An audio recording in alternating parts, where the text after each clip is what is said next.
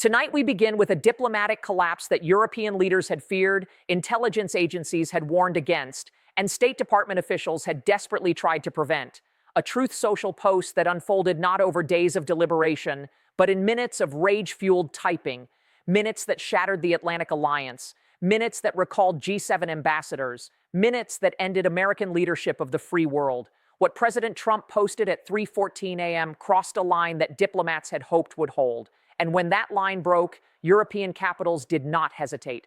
They responded with coordination, with condemnation, and with three words that effectively ended 80 years of partnership: appalling and false.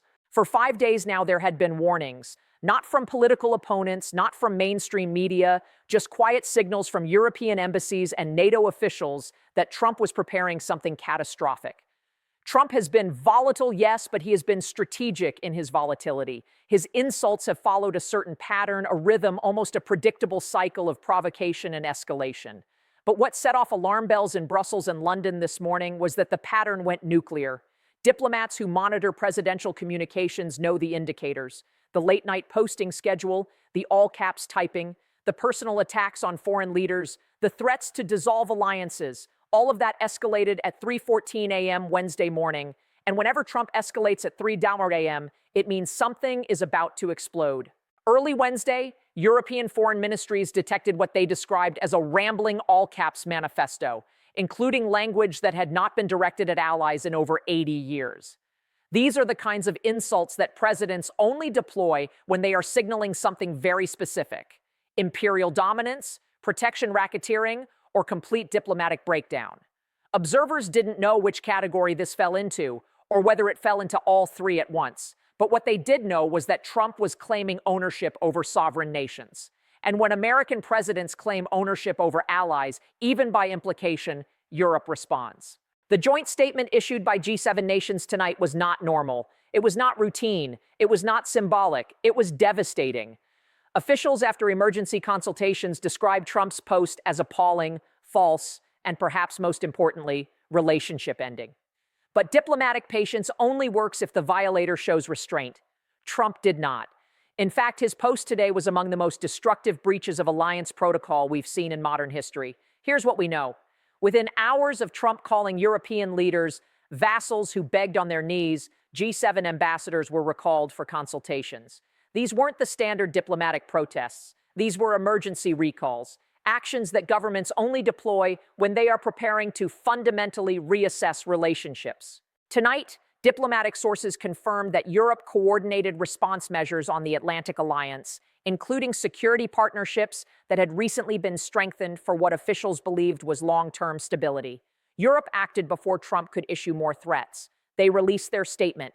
They recalled their ambassadors. They invoked economic countermeasures that were likely preparing to target American tech companies. In other words, Europe targeted the entire relationship infrastructure, the diplomatic foundation that would have made reconciliation possible. This is what made Europe's warning so urgent. Trump's insult wasn't just symbolic, it was actionable. It represented the kind of language that could permanently fracture NATO if left unchallenged. And Europe, understanding that fully, responded with force. Not recklessly, not impulsively, but strategically. They didn't just complain. They didn't just issue concern. They coordinated a joint statement. They recalled their ambassadors. And here's where the story becomes even more explosive. Diplomatic analysts now believe that Trump's latest post was designed to test the loyalty of European allies after the Davos walkout humiliation. Trump wanted to see whether Europe would tolerate being called vassals. But instead, the opposite happened. Europe didn't tolerate the insult. They issued a condemnation that was so comprehensive, so legally precise, that even the State Department noticed. You don't get the State Department's attention easily with diplomatic disputes, but today, Europe did. Foreign policy experts speaking with reporters under anonymity described Trump's vassal language as feudal terminology, a way to assert imperial dominance over sovereign democracies. But Europe proved today that they remain both independent and unified. Their statement was not only immediate, it was signed by the UK, France, Germany, Canada, and Japan so precisely that it represented the entire Western alliance minus the United States. That coordination matters because it shows allied unity. It shows that European nations are not intimidated by American threats. They are defending their sovereignty. As reports continued coming in throughout the morning, we learned more about the scale of Europe's response. The United Kingdom carried out immediate consultations with European partners, forcing the special relationship into crisis territory. France targeted diplomatic channels that had been stable in the last 80 years. Germany, operating through EU mechanisms, reportedly initiated economic countermeasure reviews used by Brussels to respond to coercion. This wasn't just a diplomatic protest. This wasn't just a strongly worded letter. This was alliance fracture. This was NATO crisis. And NATO crisis is the one thing American presidents have struggled to avoid since the alliance's founding.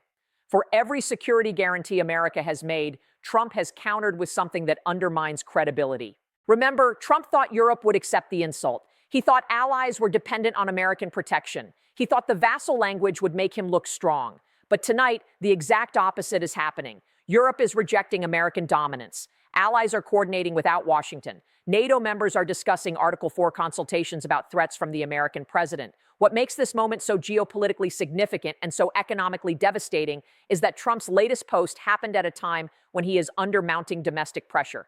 Protesters want him removed. Donors want stability. Markets want predictability. Allies want reliability. Trump is balancing these demands while facing the Make America Go Away demonstrations. And when leaders in that position make sudden moves, they're not doing it from strength. They're doing it from pressure. They're doing it from vulnerability. Europe's statement, now circulating through global media, was designed to signal that European nations are not willing to accept subordination. Officials said plainly that Trump's characterization of allies as vassals was inconsistent with the partnership of equals that defines NATO. That is diplomatic language, for you cannot call sovereign democracies servants and expect the alliance to survive. You don't usually hear that tone from European leaders unless something serious is at stake. Meanwhile, NATO's Secretary General addressed emergency meetings in a somber, urgent series of consultations tonight. He said the alliance is based on mutual respect. He said Article 5 requires trust. And he said Trump's threats to dissolve NATO represent an existential crisis. These are not rhetorical flourishes. These are statements from an organization that understands just how high the stakes have become. Here's what makes the situation even more concerning. Trump's latest post wasn't isolated. Along with the vassal insult, the administration also threatened to pull the plug on NATO. The Truth Social manifesto claimed Greenland is mine. The all-caps rant increased personal attacks targeting Macron, Scholz, and the Danish Prime Minister. All of this happened within the same early morning rage session. When presidents attack multiple allies at once, it means something larger is underway. Analysts are now considering several possibilities. One is that Trump is preparing to withdraw from NATO by executive order. Another is that Trump is attempting to extort increased defense spending through alliance threats. A third possibility, the one worrying officials the most, is that Trump is attempting to restructure the entire Western alliance around personal loyalty rather than mutual defense. But today, Europe took that card off the table. They didn't just complain privately. They didn't just leak concerns. They didn't just issue background statements. They released a coordinated public condemnation. What we're watching now is a test of alliance cohesion. Trump wants to see whether Europe will submit to American dominance. Europe wants to show that sovereignty is non-negotiable. NATO wants to prevent complete alliance collapse. And China wants to exploit American isolation. Tonight, we've heard from diplomatic sources who are now monitoring ambassador movements. They say G7 ambassadors are returning home for consultations. They say the recall language indicates severe relationship damage. And they say Trump's decision to call allies vassals is likely part of a broader pattern intended to reshape alliances around protection racketeering. But Europe is not accepting that framework. In fact, Europe is rejecting it entirely. Their response today, coordinated, forceful, and unprecedented, sent a message to Trump that allies will not tolerate imperial language. And it sent a message to the world that Europe can act independently of Washington. As the next 48 hours unfold, we expect more details to emerge about what exactly Trump hoped to achieve. But what we do know is that Europe's condemnation was timely. It prevented further alliance deterioration. It exposed Trump's isolation. And it established that European democracies will defend their sovereignty from American coercion. What happens next will depend on what Trump does in the next few days. If he apologizes and walks back the insult, this moment will be remembered as a close call.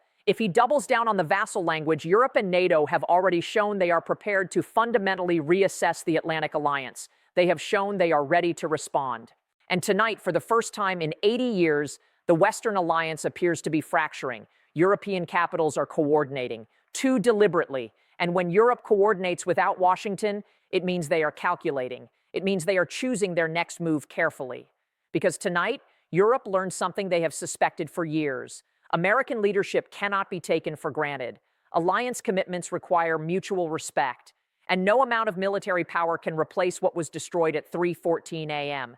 This story is far from over, but tonight, one thing is clear. The fatal insult has become a diplomatic catastrophe. The vassal tweet has shattered the Atlantic Alliance, and the three words appalling and false are the undeniable proof that when you call your friends servants, you end up alone. And we will be here, watching every detail as the next phase unfolds.